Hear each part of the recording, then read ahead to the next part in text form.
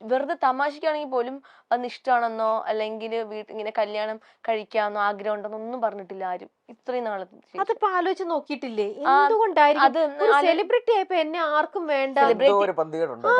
Celebrate ഞാൻ ഒത്തിരി പേരത്തൊക്കെ ഇങ്ങനെ നമ്മളെ കൂടുതൽ ആർട്ടിസ്റ്റുകൾക്കൊക്കെ ഇങ്ങനെ ഇപ്പൊ കല്യാണം എല്ലാവരും കഴിഞ്ഞു. പിന്നെ ഒത്തിരി പേര് ഇപ്പം ഈ പറയുന്ന അഫയർ കാര്യങ്ങളൊക്കെ ഉണ്ട്. അപ്പൊ ഞാൻ ചോദിക്കും നിങ്ങൾ എങ്ങനെയാ ഇഷ്ടപ്പെട്ടത്, നിങ്ങൾ എങ്ങനെയാ? അപ്പൊ പറയാം അത് പെട്ടെന്ന് വന്നതാണ്, പെട്ടെന്ന് ഐ കോണ്ടാക്ട് വഴി ഇഷ്ടപ്പെട്ടതാണ്. ഞാൻ പറഞ്ഞു പക്ഷെ ഞാൻ ഒരുപാട് പേരെ കാണുന്നുണ്ടല്ലോ, എന്നെ എല്ലാരും കാണുന്ന ഒരു അനിയത്തിയെ പോലെയാ. എവിടെ ചെന്നാലും ഞാനൊരു നല്ലൊരു ചേട്ടനെ കണ്ട നല്ല ചേട്ടനാണെന്ന് തോന്നുന്നു. പോലും അവരെന്നെ ഒന്നെങ്കിൽ ചേച്ചിന്ന് വിളിക്കും, എന്നെക്കാളും മൂത്തതായിരിക്കും, ഒന്നെങ്കിൽ എന്നെ ചേച്ചിന്ന് വിളിക്കും അല്ലെങ്കിൽ മോളെന്ന് വിളിക്കും. അങ്ങനെയാ. കാരണം ഞാൻ ഒത്തിരി പേരെ ചോദിച്ചു എന്താ എല്ലാരും എന്നെ അങ്ങനെ കാണുന്നെന്ന് ചോദിക്കുമ്പോൾ അത് നീ ഒരു കുട്ടി ആയോണ്ട് അല്ലെങ്കിൽ നീ ഇങ്ങനെ പൊട്ടിയെ പോലെ നടക്കുന്നുണ്ടാന്നൊക്കെ പറയും. എന്റെ തനി സ്വഭാവം ആർക്കും അറിയില്ല എന്നൊക്കെ ഞാൻ പറയും. അങ്ങനെ അതുകൊണ്ട് എന്നെ ആരും പ്രപ്പോസ് ചെയ്തിട്ടില്ല. ഞാൻ എന്തൊക്കെ ഇടയ്ക്ക് ചോദിക്കും എന്താണ് എന്നെ ആരും പ്രപ്പോസ് ചെയ്യാത്ത? ഞാൻ എനിക്ക് പ്രേമിക്കണം എന്നൊക്കെ ഭയങ്കര ആഗ്രഹം ഉണ്ടായിരുന്നു, ഇപ്പൊ ഇല്ല, അതൊക്കെ പോയി.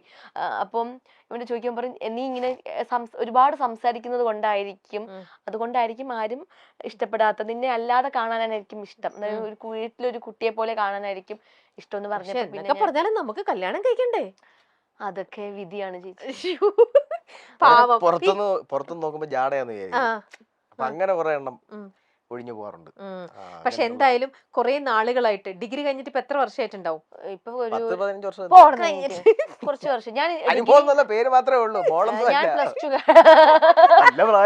പ്ലസ് ടു കഴിഞ്ഞപ്പോഴാണ് ഞാൻ ഈ ഒരു ഫീൽഡിൽ വന്നത്. 10 വർഷം. അപ്പൊ ചേച്ചി നോക്ക്, എന്തായാലും അവിടെ ഇരിക്കട്ടെ. ഈ ഒരു ഫീൽഡിലോട്ട് വന്നു. അത് നോക്ക്, എനിക്കറിയില്ല. 10 വർഷമായി ഈ ഫീൽഡിൽ വന്നിട്ട്. അത് കണക്ക് നോക്കുമ്പോൾ ഫോണാണോ? പ്ലസ് ടു കഴിയുമ്പോ എത്ര വയസ്സാന്ന് കൂട്ട്. 17. അത് കഴിഞ്ഞിട്ട് 27 വയസ്സെന്ന്. ഓക്കെ, അതെന്തായാലും അവിടെ നിക്കട്ടെ. ഇപ്പം ആൾക്ക് എന്താ മനസ്സിൽ, എന്റെ മനസ്സിൽ അങ്ങനെ ഇപ്പൊ പ്രേമിച്ച് നടക്കണമെന്നോ കല്യാണം കഴിക്കണമെന്നോ ഒന്നും അല്ല എന്റെ ആഗ്രഹം. എന്നാലും മനസ്സിൽ ദുഃഖം എന്നെ ആരും പ്രപ്പോസ് ചെയ്യുന്നില്ല. അതുണ്ടായിരുന്നു. ആ ദുഃഖം തീർക്കുകയാണ് ജീവൻ.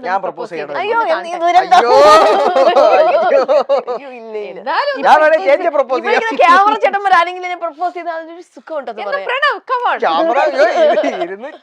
അതിനൊരു നമ്മൾ എന്നും കാണുന്ന ഒരാൾ വന്നിട്ട് പ്രപ്പോസ് ചെയ്യുമ്പോ.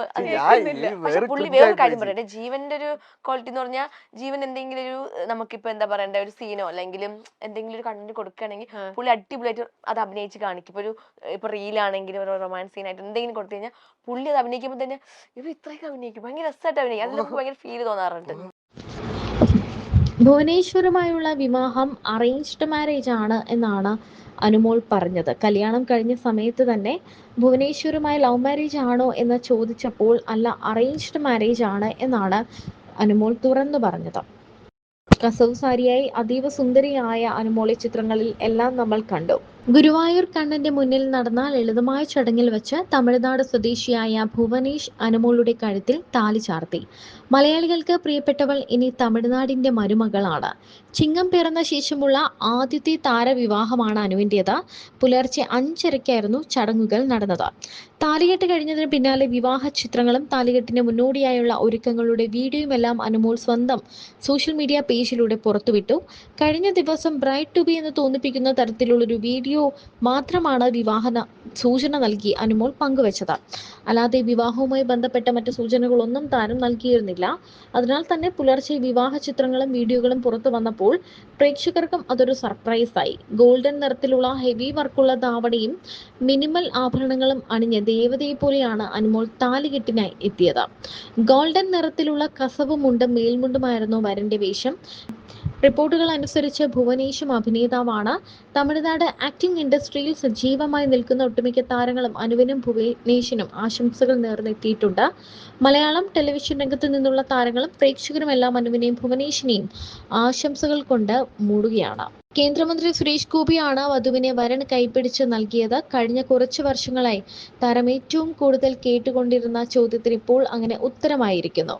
അനുവിനെ സന്തോഷത്തോടെ ചേർത്ത് പിടിച്ചാണ് ഭുവനേഷും അമ്മയും കൊണ്ടുപോയത്. ഭുവനേഷിന്റെ അച്ഛനെ വീഡിയോകളിലൊന്നും നമ്മൾ കണ്ടില്ല, അമ്മ മാത്രമേ ഉള്ളൂ എന്നാണ് മനസ്സിലാക്കാൻ പറ്റുന്നത്.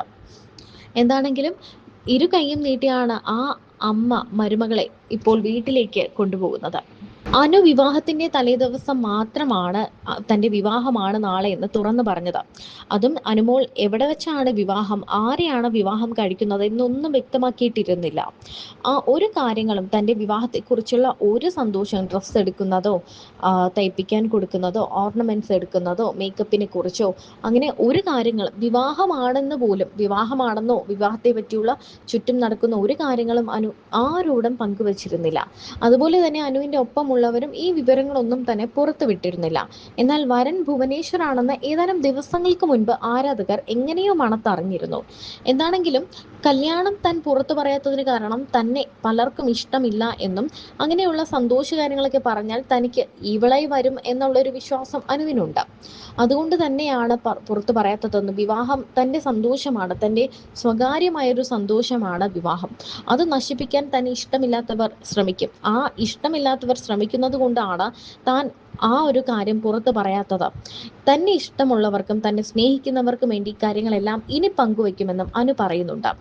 വിവാഹത്തെക്കുറിച്ചുള്ള ഒരു സൂചനകളും അനു പുറത്തു വിട്ടിരുന്നില്ല. കഴിഞ്ഞ ദിവസങ്ങളിലെല്ലാം അനുവിന്റെ വിവാഹത്തെ പറ്റി പല ചർച്ചകളും വരുമ്പോഴും അത് എപ്പോഴത്തെയും പോലെ ഒരു ചർച്ച മാത്രമാണെന്നാണ് എല്ലാവരും കരുതിയത്.